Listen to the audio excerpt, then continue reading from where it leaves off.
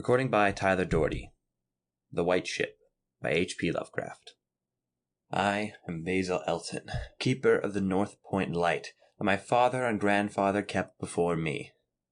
Far from the shore stands the grey lighthouse, above sunken slimy rocks that are seen when the tide is low, but unseen when the tide is high. Past that beacon for a century have swept the majestic barks of the seven seas. In the days of my grandfather there were many. In the days of my father, not so many. And now there are so few that I sometimes feel strangely alone, as though I were the last man on our planet. Far from shores came those white-sailed argosies of old, from far eastern shores where warm suns shine and sweet odors linger about strange gardens and gay temples. The old captains of the sea came often to my grandfather and told him of these things, which in turn he told to my father, and my father told to me, in the long autumn evenings when the wind howled eerily from the east. And I have read more of these things, and many things besides, in the books men gave me when I was young and filled with wonder. But more wonderful than the lore of old men and the lore of books is the secret lore of the ocean. Blue, green, grey, white, or black, smooth, ruffled, or mountainous, that ocean is not silent. All my days have I watched it and listened to it and known it well. At first it told me only the plain little tales of calm beaches in the near ports, but with the years it grew more friendly and spoke of other things, of things more strange and distant in space and time. Sometimes at twilight the grey vapour of the horizon have parted to grant me a glimpse of the way beyond.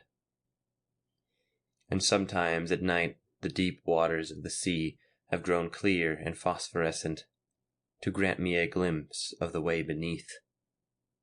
And these glimpses have been as often of the ways that were and the ways that might be, as of the ways that are. For the ocean is more ancient than the mountains, and frightened with the memories and dreams of time. Out of the south it was the way of the white ship, used to come when the moon was full and high in the heavens. Out of the south it would glide very smoothly and silently over the sea. And whether the sea was rough or calm, and whether the wind was friendly or adverse, it would always glide smoothly and silently, its sails distant and its long strained tiers of oars moving rhythmically. One night I espied upon the deck a man, bearded and robed, and he seemed to beckon me to embark for fair unknown shores. Many times afterward I saw him under the full moon, and ever did he beckon me. Very brightly did the moon shine on the night I answered the call, and I walked out over the waters to the white ship on a bridge of moonbeams.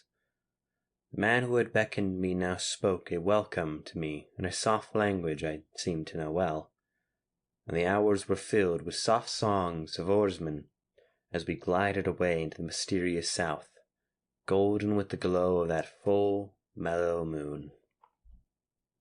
And when the day dawned, rosy and effulgent, I beheld the green shore of far lands, bright and beautiful, and to me unknown. Up from the sea rose lordly terraces of verdure, tree-studded, and shewing here and there the gleaming white roofs and colonnades of strange temples. As we drew nearer the green shore, the bearded man told me of the land of Zar, where dwell all the dreams and thoughts of beauty that come to men once they are forgotten. And when I looked upon the terraces again, I saw that what he said was true, for among the sight before me are many things I had once seen through the mist beyond the horizon and at the phosphorescent depths of the ocean. There, too, were forms and fantasy more splendid than I had ever known, the visions of young poets who died and want before the world could learn of what they had seen and dreamed. But we did not set foot upon the sloping meadows of Zar, for it was told that he who treads may never more return to his native shore. As the white ship sailed silently away from the temple terraces of Zar, we beheld on the distant horizon, ahead of the spires of a mighty city, and the bearded man said to me, "This is Thalorion, the city of 1,000 wonders, wherein resides all those mysteries that man has striven in vain to fathom. And I looked again, at closer range, and saw that the city was greater than any city I had known or dreamed of before. Into the sky the spires of the temple reached, so that no man might behold their peaks, and far back beyond the horizon stretched into the grim, grey walls, over which one might spy only a few roofs, weird and ominous, yet adorned with rich frenzies and alluring sculptures. I yearned mightily to enter this fascinating yet repellent city, and besought the bearded man to land me at the stone pier by the huge cavern gate Akarir. But he gently denied my wish, saying, "Into Tharorion, the city of thousand wonders, many have passed, but none return. Therein walk only daemon and mad things that are no longer men. And the streets are white with the unburied bones of those who looked upon the Ardonan Lathi that resides over the city." So the white ship sailed on past the walls of Thalarion, and followed for many days a southward flying bird, whose glossy plumage matched the sky out of which it had appeared. Then came we to a pleasant coast gay with blossoms of every hue, where as far inland as we could see, basked lovely groves of radiant arbours beneath the meridian sun. From bowers beyond our view came bursts of song and snatches of lyric harmony, interspersed with faint laughter so delicious that I urged the rower onward in my eagerness to reach the scene, and the bearded man spoke no word, but watched me as I approached the lily-lined shore. Suddenly, the wind blowing from over the flowery meadows and leafy woods brought a scent of which I trembled. The wind grew stronger, and the air was filled with the lethal, charnel odor of plague-stricken toads and uncovered cemeteries. And as we sailed madly away from the damnable coast, the bearded man spoke at last, saying, "This is Zura, the land of pleasure unattained." So once more the white ship followed the birds of heaven, over warmed blessed seas fanned by caressing aromatic breezes. Day after day and night after night did we sail, and when the moon was full we would listen to soft songs of oarsmen, sweet as on the distant night when we sailed away far from native land.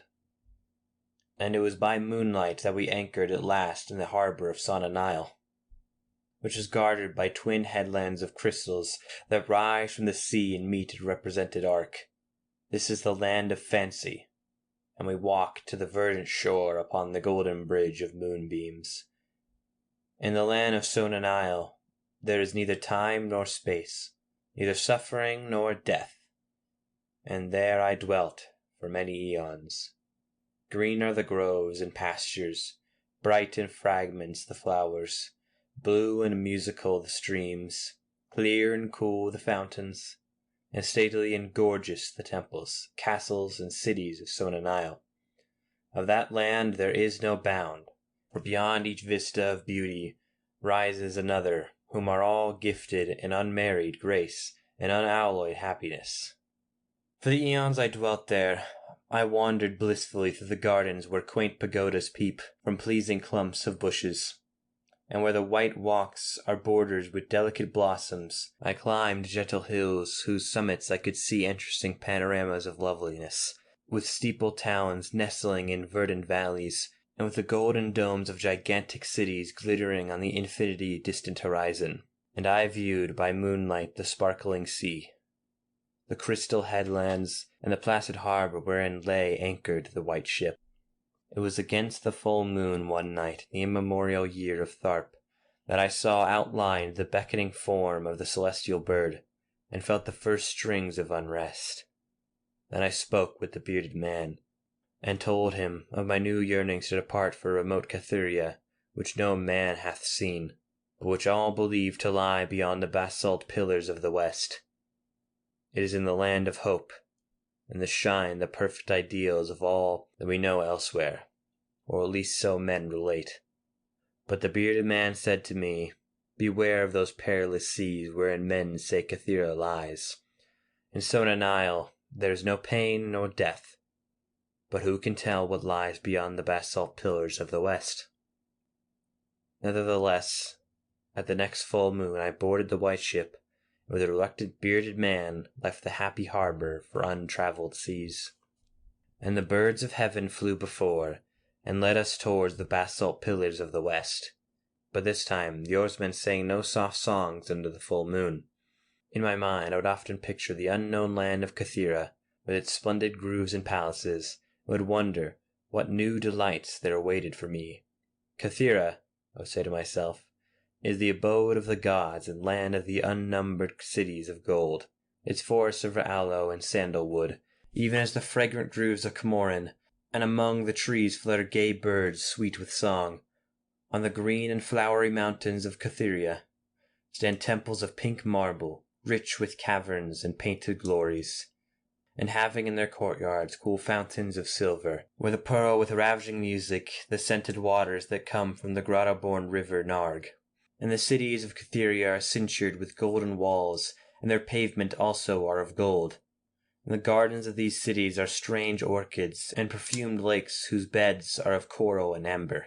At night the streets and the gardens are lit with the gay lanthorns fashioned from the three-colored shells of the tortoise, and here resound the soft notes of the singer and the lutist.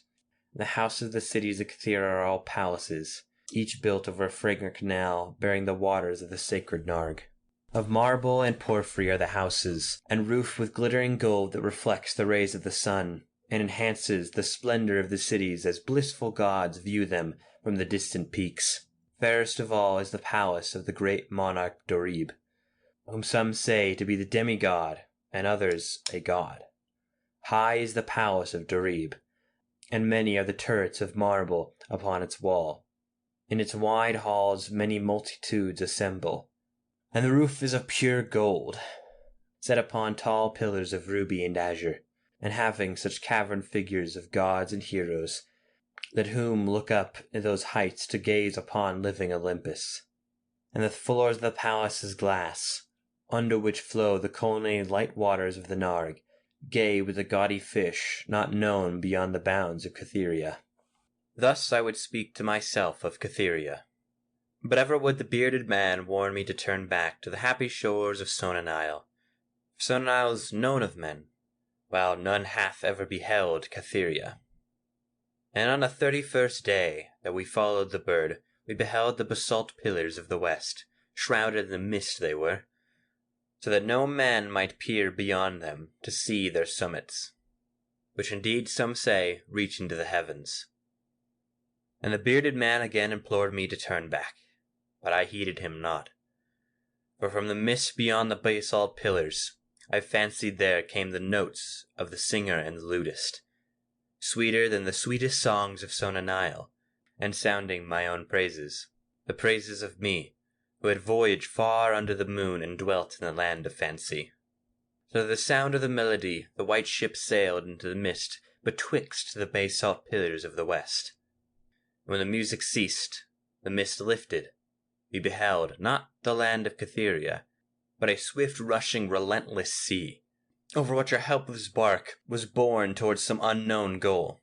Soon to our ears came the distant thunder of falling waters, and to our eyes appeared on the far horizon ahead the titanic spray of monstrous cataract, wherein the ocean of the world dropped down to abysmal nothingness. Then did the bearded man say to me, with tears on his cheek, "We have rejected the beautiful land of Sona Nyl, which we may never behold again. The gods are greater than men, and they have conquered." And I closed my eyes before the crash that I knew would come, shuddering out the sight of the celestial bird which flapped its mocking blue wings over the brink of the torrent. Out of the crash came darkness, and I heard the shrieking of men, and of things that were not men. From the east tempestuous winds arose, and chilled me as I crouched on the slab of the damp stone which had risen beneath my feet. Then, as I heard another crash, I opened my eyes and beheld myself upon the platform of the lighthouse from whence I had sailed so many eons ago. In the darkness below there loomed the vast blurred outline of the vessel breaking upon the cruel rocks, and as I glanced out over the waste, I saw that the light had failed for the first time since my grandfather had assumed its care. In the later washes of night, when I went within the tower, I saw on the wall a calendar, which still remained as when I had left at the hour I sailed away. With the dawn I descended the tower, and looked for wreckage upon the rocks. A strange dead bird, whose hue was as of the azure sky, and a single shattered spar, of a whiteness greater than that of the wave tips or the mountain snow. And thereafter the ocean told me its secrets no more. And though many times since, as the moon shone full and high in the heavens, the white ship from the south came never again. End of The White Ship by H.P. Lovecraft. Recording by Tyler Doherty.